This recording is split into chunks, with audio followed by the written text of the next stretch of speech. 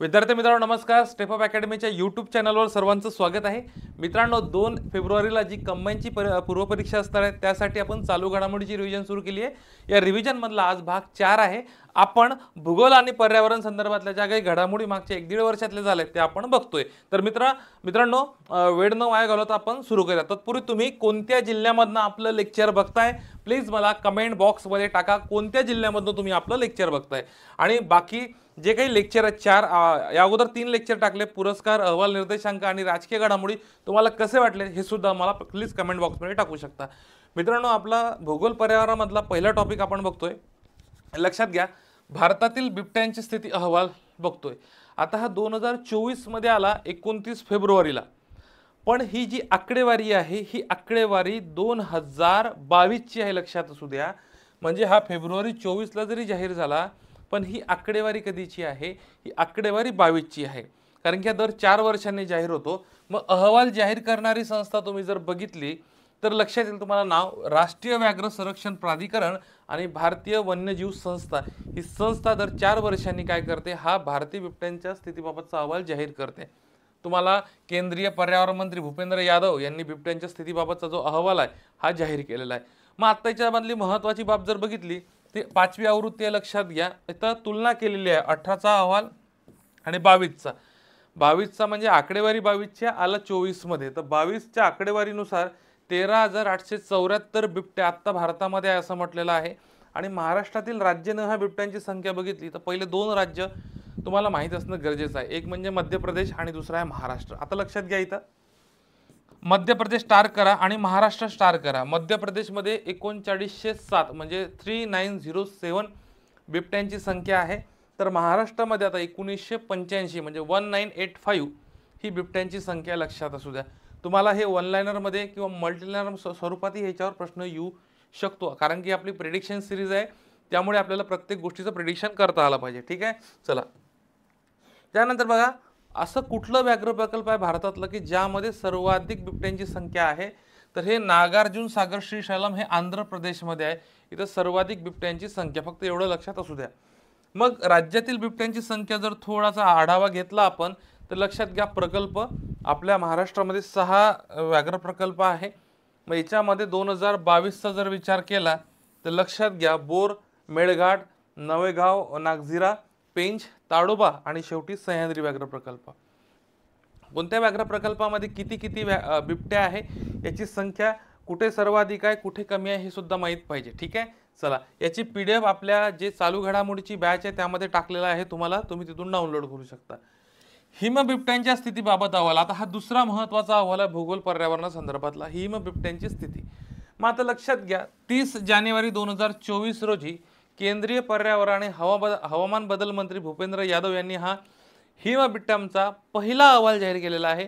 पहिला म्हटलं तर तुम्हाला माहित आहे प्रश्न विचारणार कारण की एन्व्हायरमेंट संदर्भातला भौगोलिक संदर्भातला कुठल्या प्राण्यासंदर्भातला जर पहिला अहवाल असेल त्यावर प्रश्न येतो. तर तुम्हाला माहित असणं गरजेचं आहे. हे व्यवस्थित याच्यातलं काय काय करायचं मी सांगतो. आवृत्ती पहिली आहे गणना कोणी केली ही संस्था तुम्हाला माहित पाहिजे. संस्थेचं नाव आहे wild life institute of India. हे लक्षात असू द्या. संस्थेचं नाव लक्षात असू द्या कारण की ते महत्त्वाचं आहे. ठीक आहे एकूण हिम बिबट्यांची संख्या ही आता भारतामध्ये या गणनेनुसार 2024च्या 718 अशी आढळलेली आहे. मग राज्यानं कारण की हिमबिबट्या हे थंड हवेच्या प्रदेशात राहतात. मग कोणत्या राज्यामध्ये हिमबिबट्यांची संख्या किती आहे तर लक्षात बघा. लडाखमध्ये तुम्हाला 477 हिमबिबट्या म्हणजे सर्वाधिक संख्या कुठं दिसते तर लडाखमध्ये दिसते. उत्तराखंड 2 नंबरला 124 हिमबिबट्यांची संख्या आहे. हिमाचल प्रदेशमध्ये 51 दिसतंय. अरुणाचल प्रदेशचा विचार केला तर 36 आहे. सिक्कीमचा विचार केला तर 21 आहे आणि जम्मू काश्मीरचा विचार केला तर 9 तुम्हाला संख्या दिसेल. म्हणजे सर्वाधिक आणि सर्वात कमी जम्मू काश्मीरला आहे तर सर्वाधिक कुठे आहे लडाखमध्ये 477. एकूण सिंगल लाईनवर प्रश्न आला की एकूण हिमबिबट्यांची संख्या किती आहे तुम्हाला 718 सांगता आला पाहिजे. हा आकडा लक्षात असू द्या. ठीक आहे मग आता लक्षात घ्या मित्रांनो काही जणांना जे विचारत होते विद्यार्थी की सर तुमची चालू घडामोडीची आत्ता रिव्हिजन बॅच घेतली तर चालेल का तर तुम्ही आत्ताही करू शकता. काही अडचण नाही. त्याबाबत काही माहिती लागली तर मला संपर्क करा. आणि आपलं पुस्तक अजूनही ज्यांना मिळालं नाही रिव्हिजनसाठी तर ते अवेलेबल झालेलं आहे. ते तुम्ही आपापल्या जिल्ह्यामध्ये जे काही पुस्तकाचं दुकान असेल तिथं तुम्ही तिथून तुम्ही घ्या. तुम्हाला 100% ते मिळेल तिथं आता अवेलेबल झालेलं आहे. त्यानंतर बघा आता हे आपण रामसर क्षेत्रासंदर्भातली गोष्ट बघतोय। बरेचदा आपल्याला रामसर क्षेत्रात प्रश्न विचारले जातात, कुठल्या राज्यामध्ये रामसर क्षेत्र, हे रामसर क्षेत्र कुठल्या राज्यातलं आहे, किंवा सर्वाधिक रामसर क्षेत्र कुठल्या राज्यामध्ये आहे, किंवा नुकतेच जे रामसर क्षेत्र जाहीर झाले त्यांचे जोड्यालावर तुम्हाला प्रश्न दिसतात। तर 14 ऑगस्ट 2024 रोजी भारतातील 3 रामसर स्थळांना मान्यता भेटली। तर आता रामसर स्थळांची संख्या किती झाली आहे तर 85। तर मग हे 3 कोणते हे बघूया। हे बघा, नांजरायन पक्षी अभयारण्य तामिळनाडूचं आहे, काजुवेली पक्षी अभयारण्य तामिळनाडूचं आहे, आणि तवा जलाशय हे मध्य प्रदेशचं आहे। तसंच जसं 14 ऑगस्टला भेटलं तसंच 31 जानेवारीला 2024ला अजून 5 पाणथळ क्षेत्रांचा समावेश झाला। मग ते 5 कोणते आहेत लक्षात घ्या। मागडी केरे संवर्धन राखीव क्षेत्र हे कुठलं आहे कर्नाटकचं, बेटा लक्षात घे बरं व्यवस्थित। अंकसमुद्र पक्षी संवर्धन राखीव क्षेत्र हे कुठलं आहे कर्नाटकचंच आहे। अघनाशिनी खाडीकुटी आहे हे कर्नाटकची आहे। कराईवेत्ती पक्षी अभयारण्य कुठलं आहे तामिळनाडूचं आहे, आणि दुसरं लॉंगवूड शोला अभयारण्य हे सुद्धा तामिळनाडूचं आहे। बघा लक्षात घ्या, आता सर्वाधिक जर तुम्हाला विचारलं तर 16 रामसर क्षेत्र हे तामिळनाडूमध्ये आहे। अतिशय महत्त्वाचा सिंगल लाईन प्रश्न येऊ शकतो। आता हे काय ना, हे तुम्हाला जोड्या लावावर सुद्धा विचारले जाऊ शकतात, त्यामुळे तुम्हाला हे व्यवस्थित पाठ करणं गरजेचं आहे। कारण की जोड्या लावावर जर प्रश्न आले तर हे चुकता कामा नये, कारण का 2024 मध्ये हे रामसर स्थळ आहे, यांना रामसरच्या यादीत म्हणजे हे वेटलँड्स आहे पाणथळ प्रदेश ज्यांना रामसरच्या यादीत समावेश झालेला आहे। तर हे कोणत्या राज्यातलं आहे हे पाठ पाहिजे, ठीक आहे। व्यवस्थित एकदा नोट्समध्ये जे माझं वर्कबुक आहे ना, मी वर्कबुक टाकलेलं ते वर्कबुकमध्ये व्यवस्थित तुम्ही हे सॉल्व करा, ठीक आहे। मग सर्वाधिक रामसर स्थळे तामिळनाडूमध्ये आहे, लक्षात घ्या। तामिळनाडूमध्ये सर्वाधिक रामसर स्थळे तुम्हाला दिसतील। उत्तर प्रदेशमध्ये 2 नंबरला 10 रामसर स्थळे आहे। ओडिसा आणि पंजाबमध्ये 6 रामसर स्थळे आहे। जम्मू काश्मीरमध्ये 5 आहे, आणि महाराष्ट्राचा विचार केला तर 3 आहे। तर मला कमेंट बॉक्समध्ये टाका की महाराष्ट्रातले कुठले 3 रामसर स्थळ जे मी तुम्हाला सांगितले जे आहे कोणत्या राज्यातले आहे आणि त्यांचं नाव मला प्लीज कमेंट बॉक्समध्ये तुम्ही टाकू शकता, ठीक आहे। मग रामसर करार हा 2 फेब्रुवारी 1971चा आहे। इराणमध्ये कॅस्पियन समुद्राच्या बाजूने रामसर नावाचं एक ठिकाण आहे, तिथे 1971ला एक परिषद भरवली गेली, ज्याला रामसर करार असं म्हणतात। त्या अंतर्गत पाणथळ प्रदेश जे आहे त्यांचं संवर्धन, जगातले सर्व पाणथळ प्रदेश आहे यांचं संवर्धन आणि संरक्षणासाठी काय करता येईल या संदर्भातला हा करार होता। महत्त्वाचं फक्त एक इथं आपल्या लक्षात पाहिजे की पाणथळ प्रदेश दिन हा जागतिक 2 फेब्रुवारीला असतो, हा एक तुम्ही लक्षात असणं गरजेचं आहे। त्यानंतर महाराष्ट्रातील रामसर स्थळ मी आताच सांगितलं तुम्हाला, एक आहे लोणार सरोवर, दुसरं नांदूर मधमेश्वर आणि ठाणे खाडी।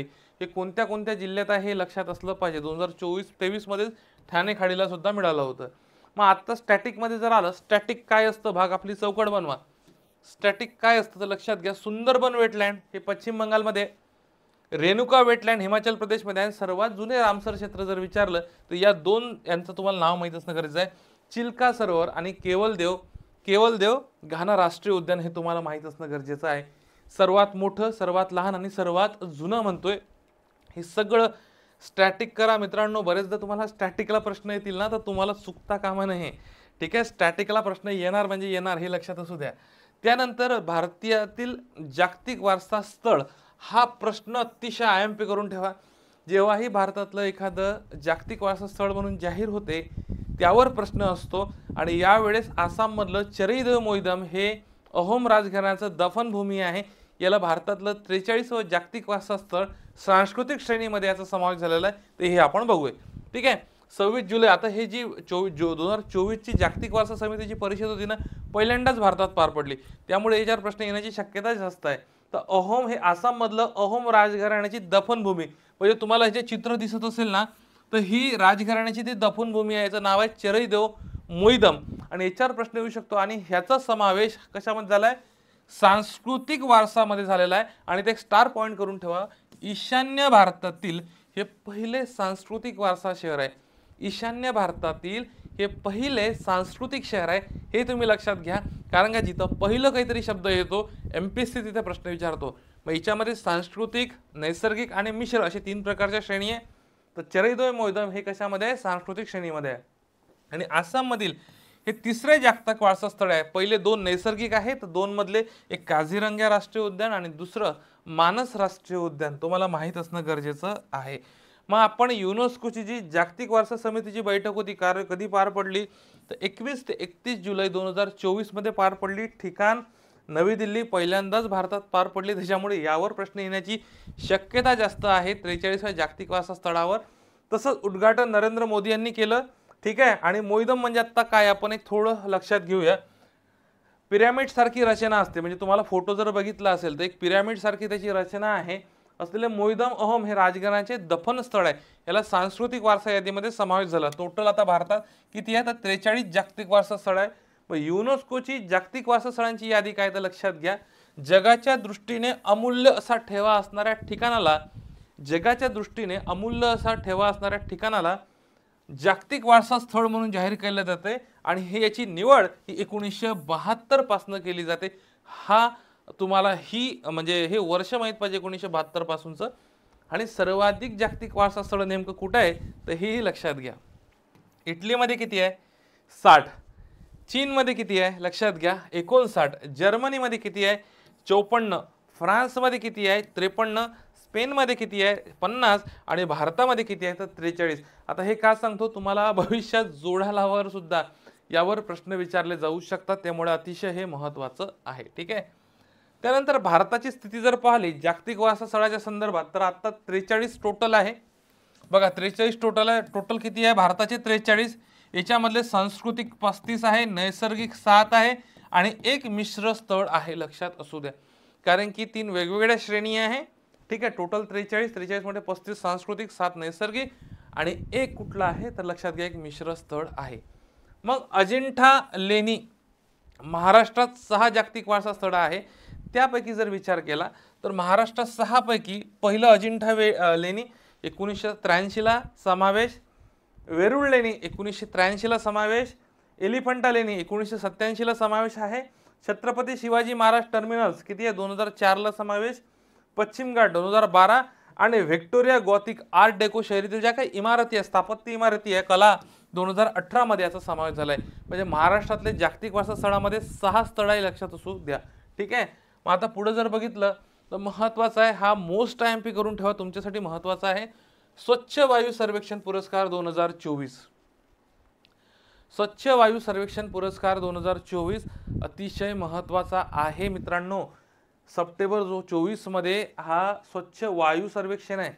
स्वच्छ सर्वेक्षण अहवाल वेगळा असतो, स्वच्छ वायू सर्वेक्षण अहवाल वेगळा आहे, त्यामध्ये कन्फ्यूज होऊ नका. आणि याच्यावर प्रश्न असतो, मागच्या वेळेस स्वच्छ सर्वेक्षण अहवालावर प्रश्न विचारला होता, तर आता भविष्यात स्वच्छ वायूवर प्रश्न सुद्धा विचारले जाऊ शकतात. 2019 पासून हा राष्ट्रीय स्वच्छ वायू कार्यक्रम जाहीर करण्यात येतो. स्वच्छ सर्वेक्षण अहवाल ना किंवा अहवालच म्हणता येईल किंवा सर्वेक्षण म्हणता येईल, हे 2016 पासून येतं. ठीक आहे. मागच्या कंबाईनला प्रश्न होता यावर. बरं, आता पुरस्कार विजेतेमध्येच्या श्रेणी आहेत 3. तर पहिल्या श्रेणी काय म्हणते तर 10 लाखांपेक्षा जिथं जास्त लोकसंख्या आहे, 10 लाखांपेक्षा जास्त म्हणजे 10 प्लस करा, 10 लाख प्लस. तर पहिलं स्थान कोणाला आहे, सुरत 1 नंबरला आहे, 2 नंबरला जबलपूर आणि 3 नंबरला आग्रा, हे लक्षात असू द्या. पण श्रेणी नंबर 2 काय सांगते लक्षात घ्या, 3 ते 10 लाख लोकसंख्या. श्रेणी नंबर 2 3 ते 10 लाख लोकसंख्येच्या मध्ये लक्षात घ्या फिरोजाबाद, अमरावती आणि झाशी तुम्हाला नंबर 1, 2, 3 ला शहरं दिसतील.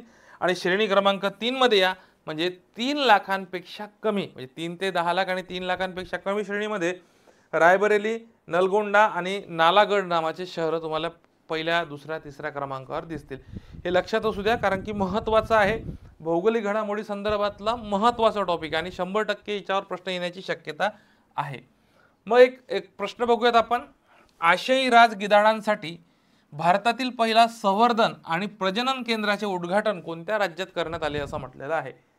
इथे तुम्हाला आंध्र प्रदेश, उत्तर प्रदेश, हिमाचल प्रदेश, अरुणाचल प्रदेश ऑप्शन दिलेले आहे. आणि खाली बघा, एक लक्षात घ्या, थोडं लक्षात घ्या मित्रांनो, खाली ऑप्शन बघा असे मागे पुढे केलेले आहेत. अलग लक्षात ब क ड अ. आशियाई राज, आता तुम्हाला चित्र पण दिसत, गिधाड भारतातील पहिले संवर्धन आणि प्रजनन केंद्राचे उद्घाटन, याचं अचूक उत्तर सांगतो तर हे उत्तर प्रदेशमध्ये करण्यात आले आहे. उत्तर प्रदेश ब, तुम्हाला ब नंबरचं विधान पर्याय क्रमांक 1 मध्ये दिसते, तुम्हाला हे गोल करायचं आहे. उत्तर प्रदेशमध्ये आशियाई राज गिधाडांसाठी भारतातील पहिले संवर्धन आणि प्रजनन केंद्राचे उद्घाटन करण्यात आले आहे.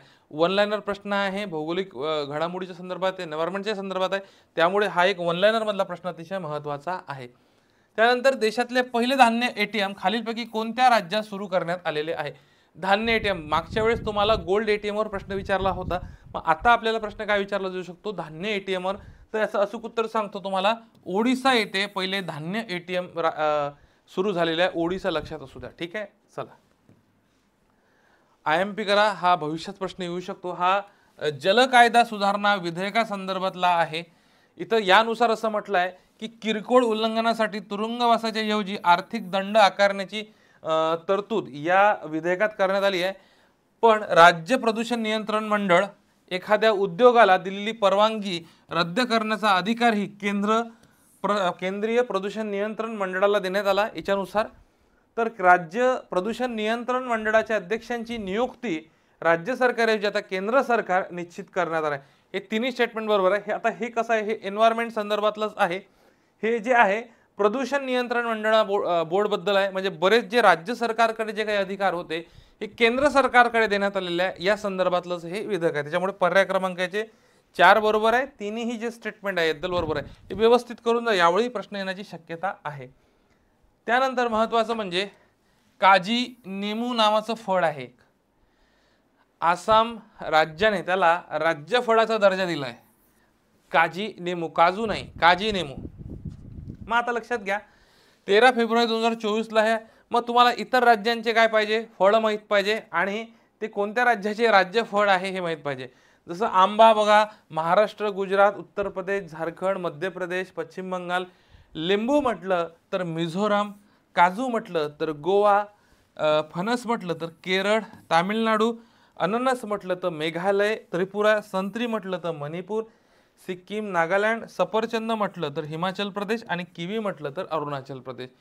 मित्रांनो, हे जे काही राज्य आणि राज्यांचे राज्यफळ होते, तुम्हाला जोड्या लावायला सुद्धा प्रश्न विचारले जाऊ शकतात. ठीक आहे, मग आता एक वन लाइनर स्वरूपाचा प्रश्न आहे, अतिशय महत्त्वाचा आहे, तर लक्षात असू द्या. पशु कार्बन डायऑक्साईड उत्सर्जनावर उत्सर्जनावर कर लागू करणारा जगातला पहिला देश विचारलेला आहे. की जे पशु कार्बन डायऑक्साईड उत्सर्जन कर यावर जगातला म्हणजे याच्या उत्सर्जनावर कर लागू करणारा जगातला पहिला देश विचारलेला आहे.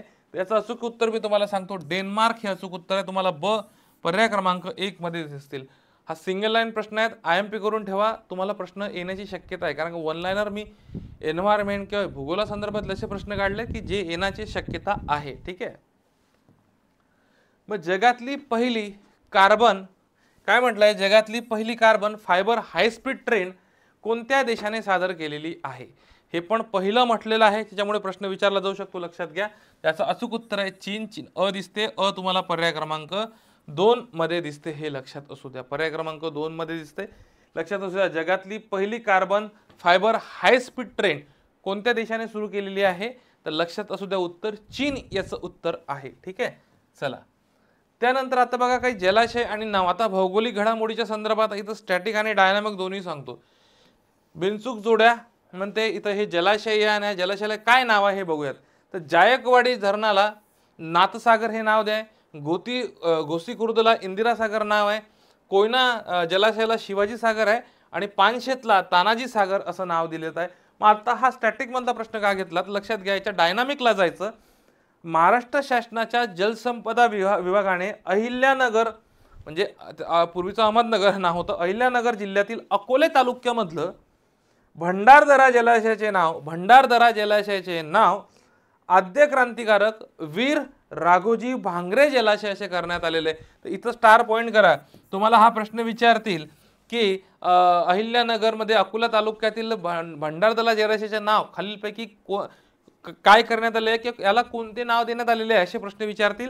तर त्याला आद्य क्रांतिकारक वीर राघोजी भांगरे जलाशय असं नाव देण्यात आलेलं आहे. महत्त्वाचं आहे बघा. मी कसं, हा स्टॅटिकचा भाग आहे, पण मी स्टॅटिकला कसं डायनामिकशी जोडलं किंवा डायनामिकला कसं स्टॅटिकचं जोडलं, असंच करंट अफेअर असतं बेटा, बाकी काही कठीण नसतं. ठीक आहे, चला याचं उत्तर 4 बरोबर आहे. ठीक आहे, वन लाइनर प्रश्न आहे, येऊ शकतो. हिमनदी, सर्व हिमनद्या गमावणारा जगातला पहिला देश कोणता ठरलाय? सर्व हिमनद्या गमावणारा जगातला पहिला देश कोणता ठरलाय? इथं नेदरलँड, स्वित्झर्लंड, व्हेनेझुएला, आयर्लंड असे उत्तर आहे. तर याचं अचूक उत्तर आहे व्हेनेझुएला.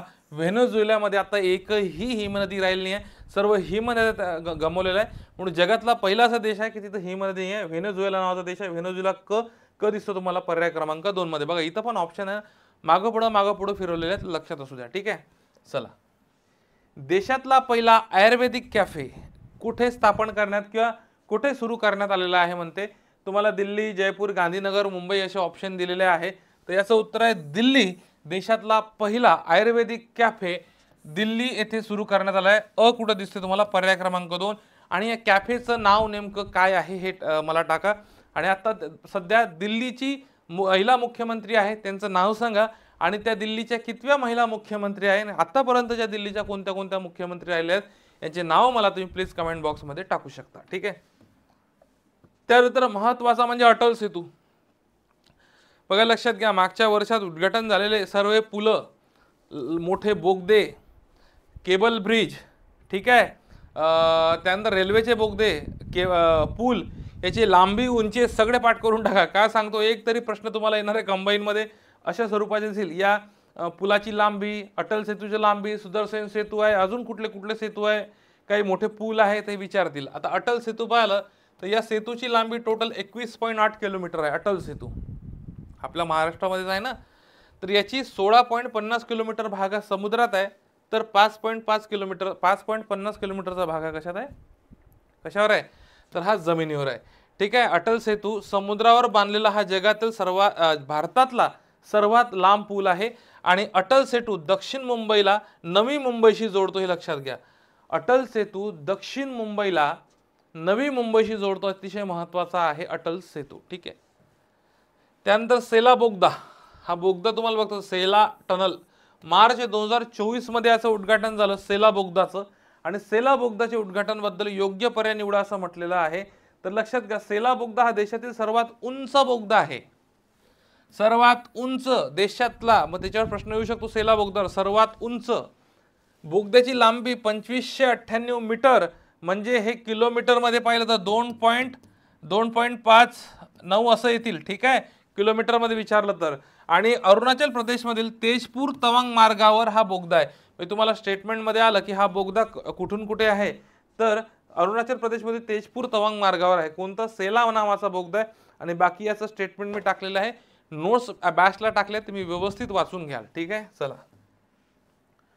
कोणत्या राज्य सरकारने पर्यटनाला चालना देण्यासाठी, महत्त्वाचं, कोणत्या राज्य सरकारने पर्यटनाला चालना देण्यासाठी पहिल्या खगोल पर्यटन कार्यक्रम नक्षत्र सभा सुरू केलेली आहे म्हणते.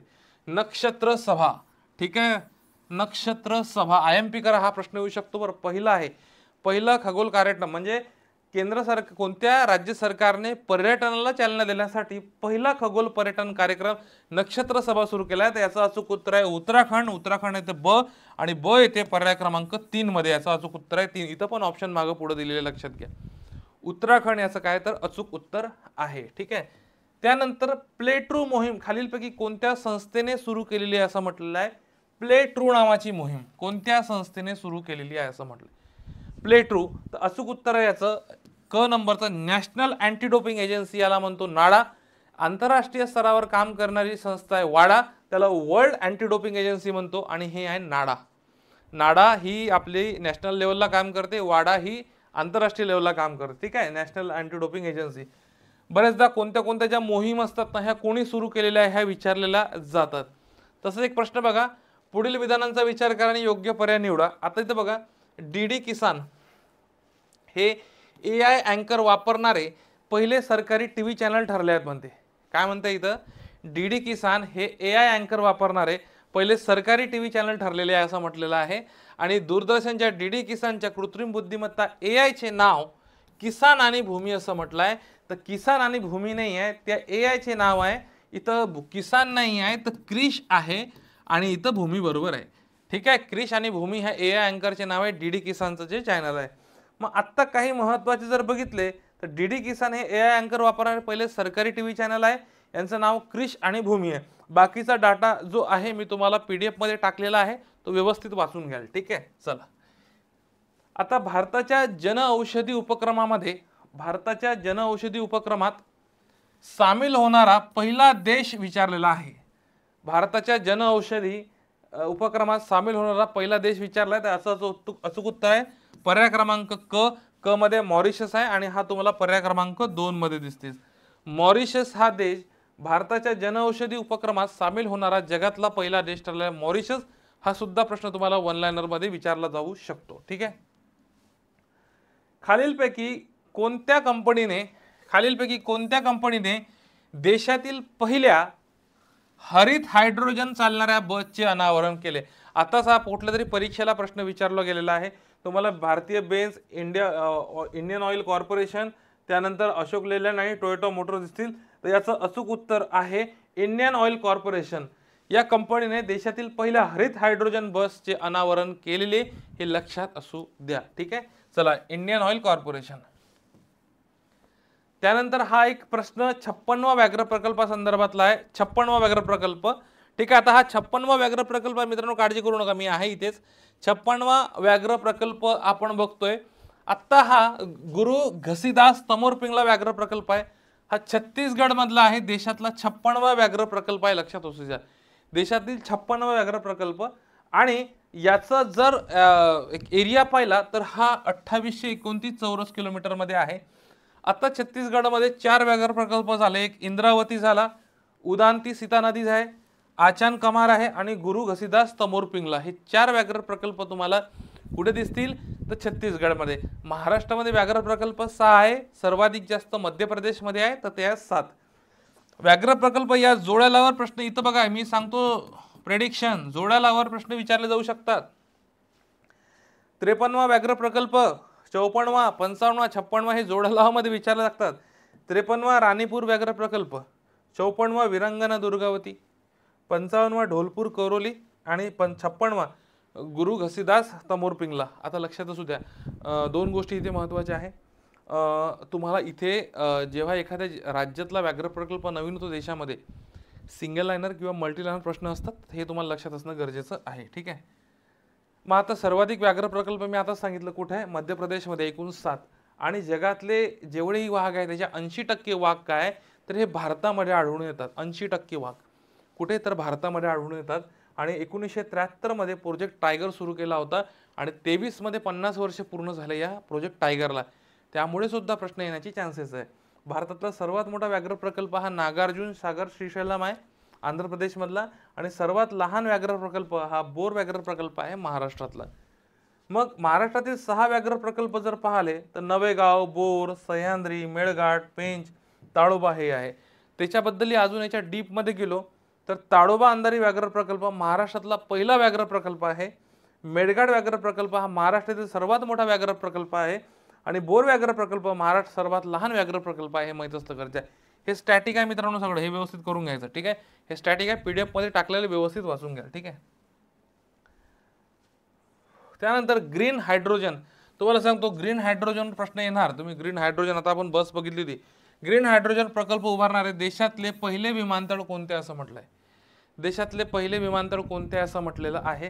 तर इथं कोची विमानतळ आहे, इंदिरा गांधी, छत्रपती शिवाजी टर्मिनल, राजीव गांधी आहे. अचूक उत्तर पर्याय क्रमांक अ मध्ये दिसते कोची विमानतळ. ग्रीन हायड्रोजन प्रकल्प उभारणारे पहिले विमानतळ आहे. तर अ तुम्हाला दिसते पर्याय क्रमांक 2 मध्ये. हे तुम्हाला माहित असणं गरजेचं आहे. ठीक आहे. त्यानंतर 50 वर्ष पूर्ण झालेल्या काही घटना सांगतोय. त्याच्यामध्ये एक चिपको आंदोलन आहे, 74चं आहे, सुरू झालं. याचे जनक तुम्हाला विचारलं जाऊ शकतं. चिपको आंदोलनाचे जनक नेमके कोण होते? तर हे होते सुंदरलाल बहुगुणा. यांच्यावर सुद्धा तुम्हाला प्रश्न येऊ शकतो. त्यानंतर पोखरणची अणुचाचणी, याला सुद्धा 50 वर्ष, आणि चिपको आंदोलन, या दोही घटनेला 50 वर्ष पूर्ण झालेले आहे. तर पोखरण 1 ला 50 वर्ष पूर्ण झालं. तर इथे लक्षात घ्या, याचं सांकेतिक नाव पोखरण 1 चीच असते, याचं सांकेतिक नाव. मित्रांनो काळजी करू नका, कॅमेरा तुम्हाला माहिती आपला बंद पडतो 25-30 मिनिटाच्या दरम्यान.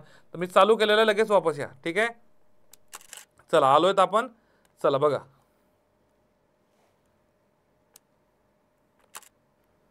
चला वापस या वापस. चला बढिया.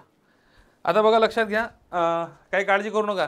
25 ते 30 मिनिट झाले, कॅमेरा हा मदत बंद पडून जातो. ठीक आहे. मला लगेच चालू करावं लागतं. काय जर चार्जिंगवर आहे तो. ठीक आहे.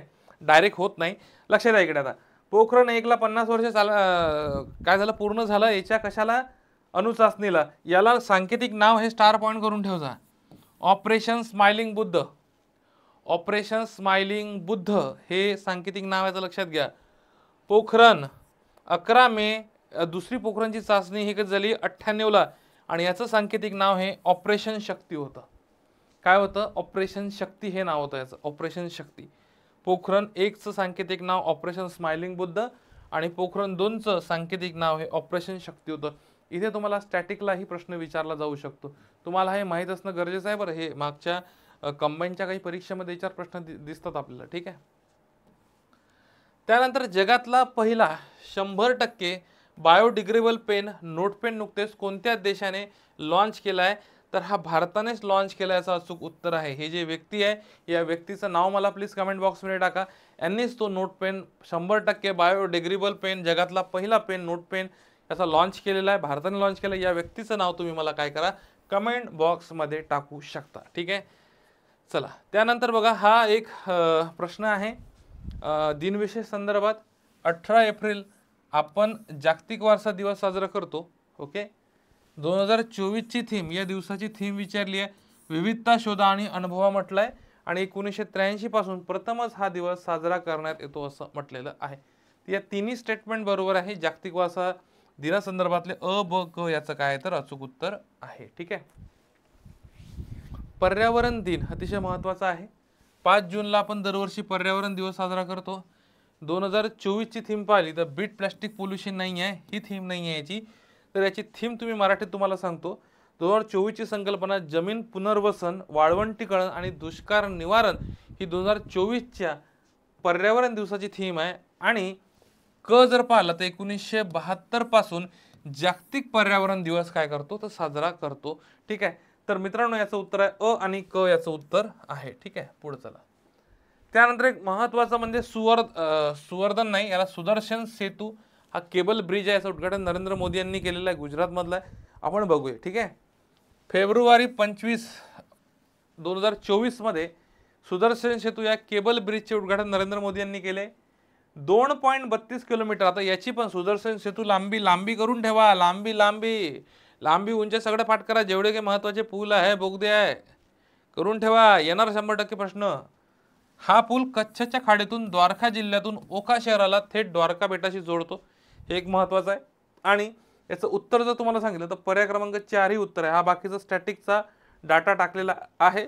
तर तुम्ही PDF टाकलेले आहेत बॅचमध्ये, त्या तिथून बघून घ्या. ठीक आहे. महत्त्वाचं अमेरिकन न्यूज अँड वर्ल्ड रिपोर्टच्या क्रमवारीनुसार जगातला सर्वोत्कृष्ट देश तुम्हाला विचारलेला आहे. जगातला सर्वोत्कृष्ट देश विचारलेला आहे. तर याचं उत्तर तुम्हाला स्वित्झर्लंड, नेदरलँड, न्यूझीलंड, आयर्लंड असे तुम्हाला पर्याय दिसत आहे. त्याचं अचूक उत्तर आहे जगातला सर्वोत्कृष्ट देश या अमेरिकन न्यूज अँड वर्ल्ड रिपोर्टच्या नुसार हा स्वित्झर्लंड आहे. स्वित्झर्लंड अ मध्ये आहे आणि अ तुम्हाला पर्याय क्रमांक 4 मध्ये दिसतंय. ठीक आहे. लक्षात असू द्या. मागे पुढे ऑप्शन केलेले आहे जेव्हा करून तुम्ही चुकावं. इथं चूक केला माफी आहे. परीक्षेत तर नळाला सुद्धा पाणी नसतं. ठीक आहे. तर त्याच्यामुळे इथं चुकलेलं चालतात, परीक्षेमध्ये नको चुकायला. ठीक आहे. चला. तर मित्रांनो आपले आजचे जे काही महत्त्वाचे भूगोल पर्यावरण संदर्भातले जे काही टॉपिक होते मी तर तुम्हाला कव्हर करून दिलेले आहे. आपण लवकरच पुढच्या व्हिडिओमध्ये भेटूयात. तत्पूर्वी ज्या विद्यार्थ्यांना अजूनही चालू घडामोडीची रिव्हिजन केलेली नाही आहे त्यांच्यासाठी बॅच आपल्या ॲपला अवेलेबल आहे. तर जास्तीत जास्त विद्यार्थ्यांनी त्या बॅचचा लाभ घ्यावा. आपण लवकरच भेटूया पुढच्या व्हिडिओमध्ये. Thank you very much. All the very best.